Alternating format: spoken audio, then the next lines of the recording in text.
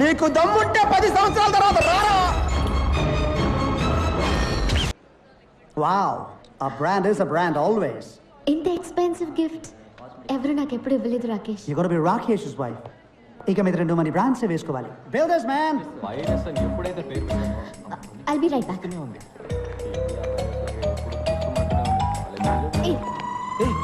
నువ్వే నా మాట మార్చింది. హే వాచ్ సూపర్ గా ఉంది. మాట మార్చుకో. నేను మాట మార్చలేదు, నువ్వు వాచ్ మార్చావు. నేను అన్నది వాచ్ గురించి కాదు, స్పీచ్ గురించి. Teachers day. Kind of. మా నాన్నగారంటే నీకెందుకు కోపం? నాకెందుకు కోపం? నేను చేసిన కొత్త ఆర్డర్ కూడా ఆయన పేరే పెట్టాను. చూడు. ఎందుకు మా నాన్నగారిని టెన్షన్ పెడుతున్నావు? ఎందుకంటే మీ నాన్న కాలేజ్ రన్ చేయట్లే, ఫ్యాక్టరీ రన్ చేస్తున్నారు. గాడిదల్ని మ్యానుఫ్యాక్చరింగ్ చేసే ఫ్యాక్టరీ. అదిగా అక్కడ ఉంది చూడండి గాడిద.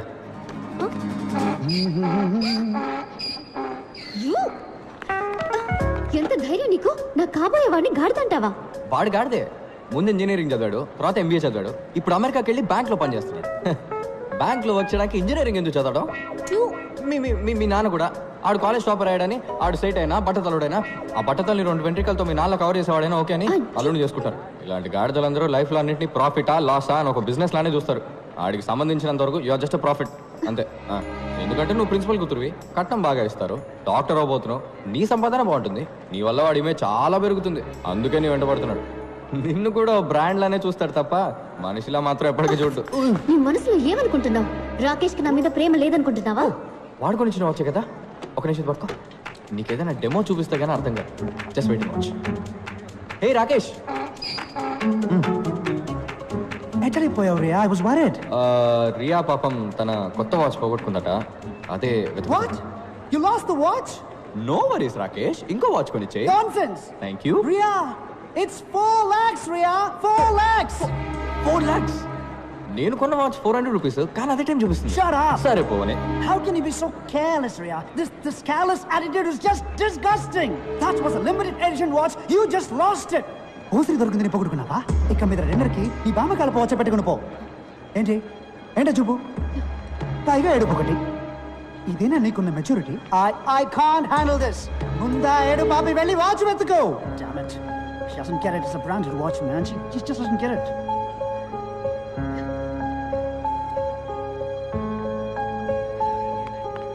What?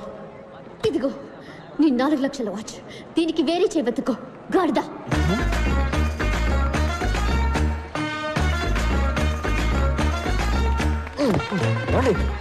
వాళ్ళే బోల్డ్ అండి మీరు. వాడి మొహం మీద గాడిదని తిట్టేశారు. Get lost. ఏంటండి మిమ్మల్ని కాపాడినందుకు థ్యాంక్స్ అని చెప్తారు అనుకుంటే ఇలా గెట్ లాస్ట్ అంటున్నారు. సరే థ్యాంక్ యూ. గౌరవదులు. ఎందుకు ఇప్పుడు అలా విసుకుంటారు? మీకు విషయం చెప్పనా, మీకు అసలు వాడి మీద లవ్వే లేదండి. What do you mean? మీకు నిజంగా వాడి మీద లవ్ ఉంటే ఆడు మీ ముందుకు రాగానే రీ రికార్డింగ్ వినిపిస్తుంది. టప టప టప టప టప అని బటర్ఫ్లైస్ ఎగురుతాయి. ఒళ్ళంతా అందంగా పూలు పూస్తాయి. నక్షత్రాలన్నీ చందమామలు అవుతాయి. ఇవన్నీ శంకర్ సినిమా కంప్యూటర్ గ్రాఫిక్స్ లోనే జరుగుతాయి, నిజ జీవితంలో జరగవు. జరుగుతుందండి, మనిషిని లవ్ చేస్తే, గాడిదని కాదు.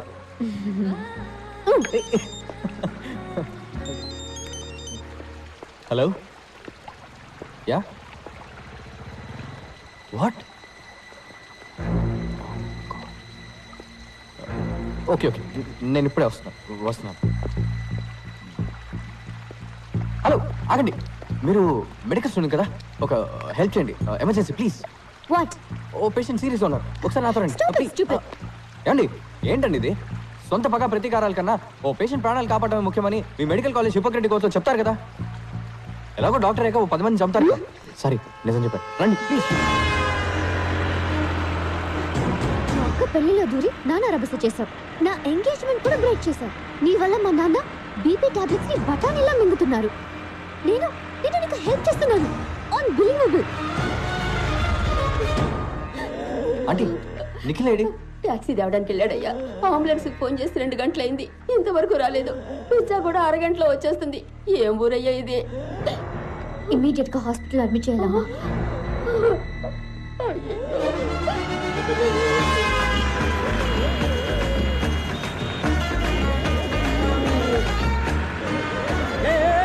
ఆగు నిన్నే.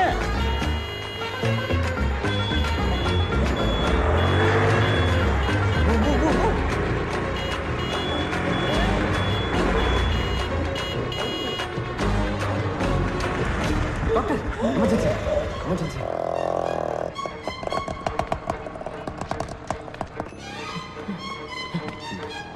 గుర్తుందరా నీకు? మా నాన్న స్కూటర్ మీద తీసుకొస్తావా? ఫ్లైట్ దొరకలేదు అందుకని. జటకారంగా ఉందా?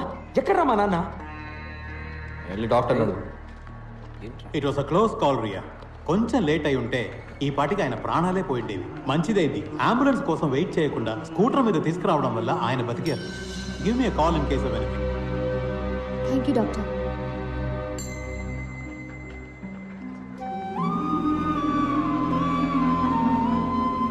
థ్యాంక్స్ పాణి. ఫ్రెండ్స్కి కూడా థ్యాంక్స్ చెప్తారా? సరే ఇక మీరు బయలుదేరండి, రేపు మీకు ఎగ్జామ్ ఉంది కదా. ఎగ్జామ్స్ ఎన్నో ఉంటాయి రియా, కానీ నాన్న ఒక్కరే.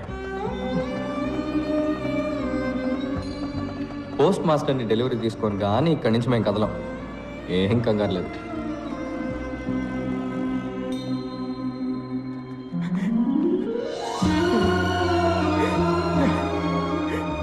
సారీ పాణి, నేను చాలా భయపడిపోయాను రా. ఏం కాదు, అలేశ్వరి అలేశ్వరి. వెళ్ళి వెళ్ళి మీ నాన్న చూడు. ఓరా.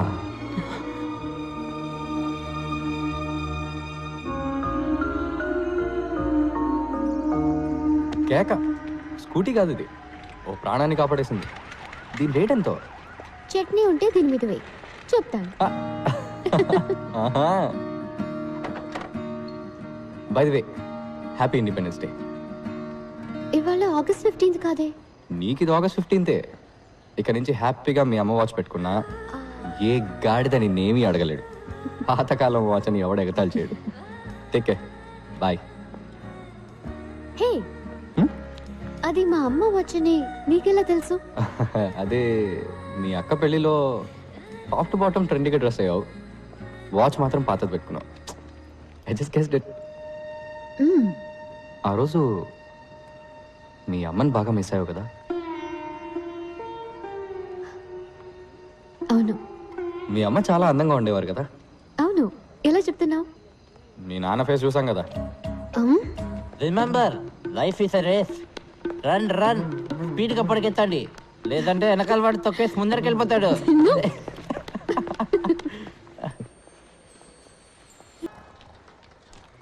హే, లేవండి లేవండి, గెట్ అప్. ఏంది పోస్ట్ మాస్టర్ అవుటా? వెటకరవా? 9ంటికి ఎగ్జామ్, 8:30 అయింది, వెళ్ళండి.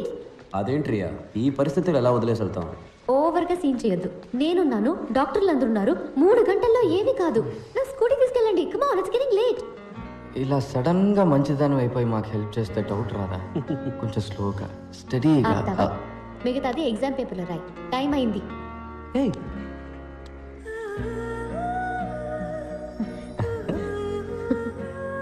టైం వర్కౌట్ అయినట్టుంది బాగా. గో పోరా రే.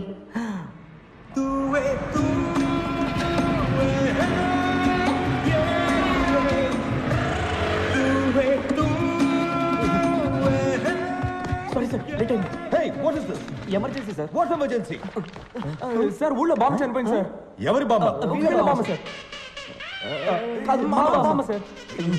Nothing to worry sir, everything is okay. Cool sir, cool.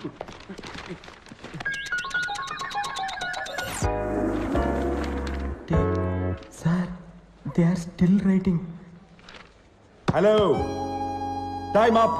Sir ఒక్క 5 minutes సార్, నేను హాఫ్ అన్ అవర్ లేట్గానే స్టార్ట్ చేశాను కదా సార్. సార్ బాంబు చనిపోయింది సార్, ప్లీజ్ సార్.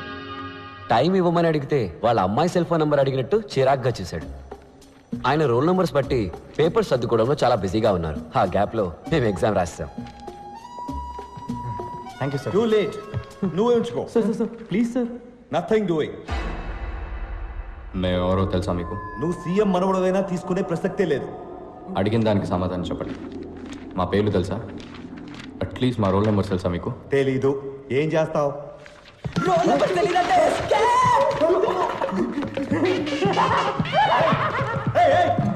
అందరికీ రోజు ఉదయాన్నే పూజ చేస్తున్నాను. నాకు డిస్టింక్షన్ ఏమని అడగడం లేదు, పాస్ చేస్తే చాలు.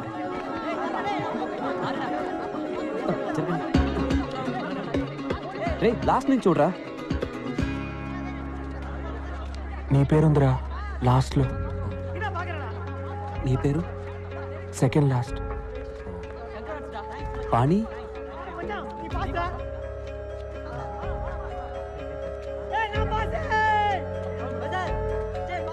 లేదురా. చాలా బెంగ వచ్చేసింది. మేం లాస్ట్ వచ్చినందుకు కూడా బాధపడలేదు. ఎవరి వల్ల పాస్ అయ్యామో వాడు ఫెయిల్ అయినందుకు బాధ అనిపించింది. Cool down. ఇలా చూడు, నువ్వు కావాలంటే రివాల్యూషన్ చేయించుకో. ఫార్మ్స్ ఉన్నాయి. ఈ సైలెన్సర్ గడి ఏడిపోయింట్రా. సెకండ్ ర్యాంక్ వచ్చిందని. ఇది మరీ ఓరగలేదు. అయితే ఫస్ట్ ఇయర్ రా. పంచబట్ల సారంగపాణి. పాణి